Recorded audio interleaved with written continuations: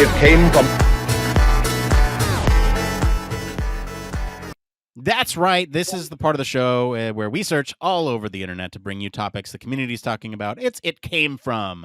This week it is Reddit. If you find these answers helpful, give us a like to help other people find this type of content.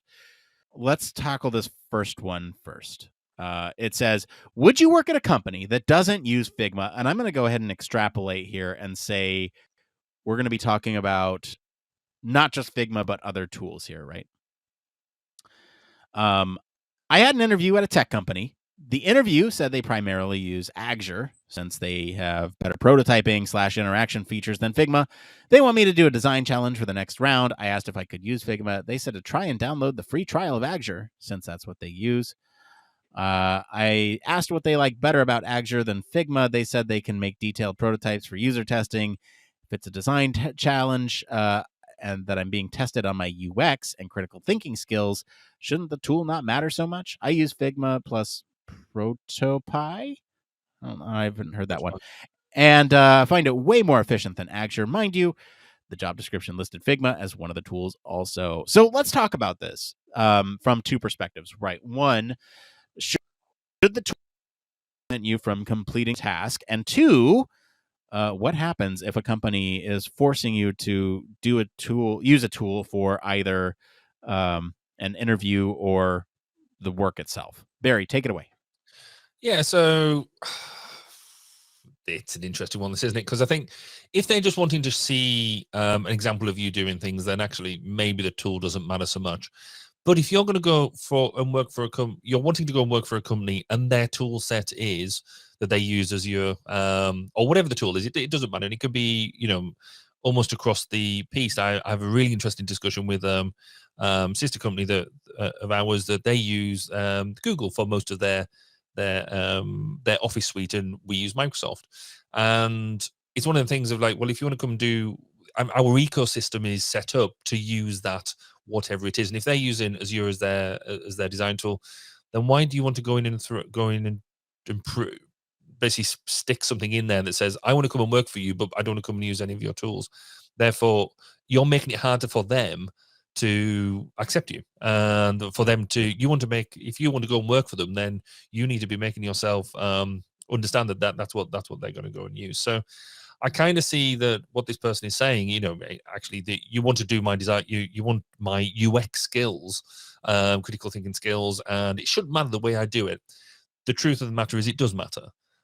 Because if you're not willing to go and use the tool set that the company's going to use, and yet the person next to you is willing to go and use the tool set they're going to use, and you can both do UX, that's going to be a deciding factor.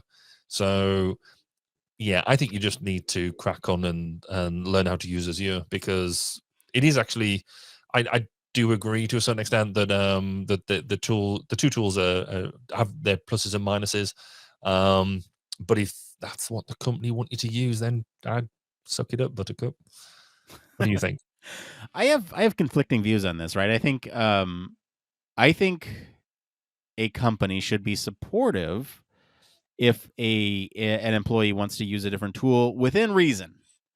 If a key part of their package as an employee relies on a specific tool, then I think maybe the employee should be willing to expand. Like maybe a key functionality or something is contained within a certain tool. It might be a good justification, but that employee is the one responsible for bringing up that justification.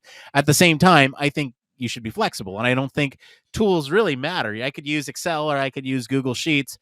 Doesn't much matter. I can do most of the same things in both of those programs, with some differences, obviously, but like tools shouldn't matter.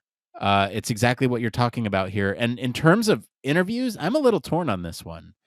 I think maybe the company should be more receptive to using a different tool. Maybe they don't have a license, and especially if you're trying to use a free version and evaluate somebody's skills based on their unfamiliarity with a new product. I think that's a little unfair. I think if an employee truly values somebody's ability to do the core responsibilities of the job, they should be willing to see what their work looks like and their preferred tool, and then, kind of ask them to switch over and provide the training required. A tool's a tool. You can train up on a new tool, and tools change all the time. So I don't know. I think everything's kind of bad here. I don't know. I think the point you made around, if and I think this is a bit of a distinction for me, is if you've got an employee, and I've been there where an employee has turned around to me, and actually it was with Azure as well. They turned around and said, actually, you're doing stuff in this way. If you used Azure, then we could actually do it a lot cleaner, a lot simpler. You could do a lot of this stuff. And I was like, absolutely. Well, yeah, let's try it. Let's give me a demonstration. Let's pick a system. We'll design the system. Right. We'll run the system. And that's one thing, I think. But here, I think because you are wanting the job. And I kind of have that feeling of why, fundamentally, if the company's asked me to do X as a demonstration and there's two of us sat there, why would I do something that puts me at such distinct odds if I'm wanting the job? And if I don't want the job that much that I'm willing to have a fight with the person who is not even my employer yet, then you don't want it that much. So what's the what's the golden egg at the end of this?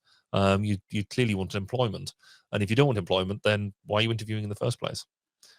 Yeah, well said. I don't know. That's where I stand on that one.